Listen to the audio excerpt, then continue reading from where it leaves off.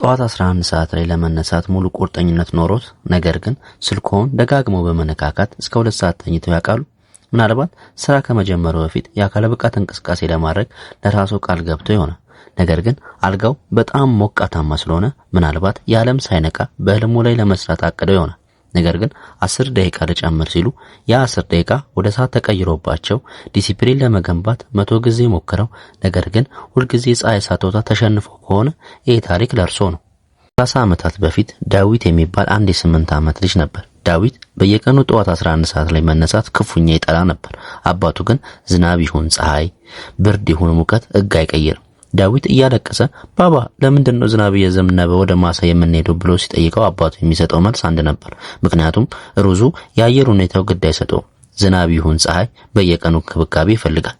ያኔ ዳዊት አባቱ ጨካኝ መስሎ ይታየው ነበር። ዳዊት አድጎ ከተማ ሲገባ ከዚህ በኋላ 11 ሰዓት አልነሳም ብሎ ለራሱ ማለ። ነገር ግን በከተማ ህይወት ውስጥ ምንም አይነት ስኬት ሊያገኝ አልቻለም። ቢዝነስ ይጀምራል፣ ግን ትንሽ ሲከብደው ይተዋል። እቅድ ያወጣል፣ ግን እንቅልፍ ያሸንፈዋል።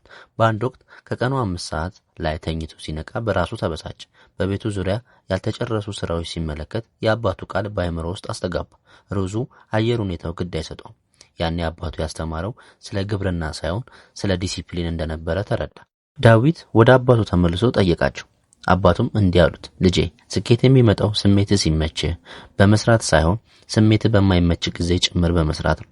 መነሳሳት ሞቲቬሽን እንደ አየር ሁኔታ ነው። አንዳንዴ አለ፣ አንዳንዴ የለም። ዲሲፕሊን ግን የአየር ሁኔታ ምንም ይሁን ምን ስራ መስራት ነው።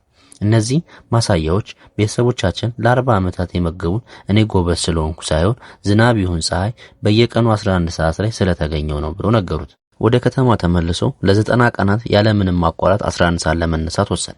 የመጀመሪያ ቀናት ስቃይ ነበሩ። ነገር ግን ሩዙ የአየር ሁኔታው ግድ አይሰጠውም እያለ ተነሳ።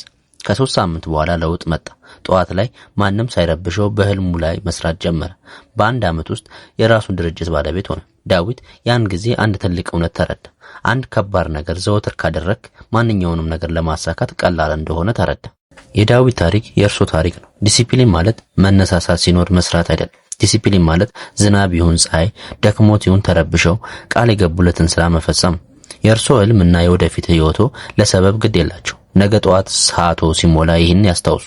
ስኬት የሚመጣው ስሜቶ ሲመች ሳይሆን ስሜቶ ባይፈቅድም እንኳን ስራውን ሲሰሩት ነው። ነገ ጠዋት እንገናኝ። ዝናብ ይሁን ፀሐይ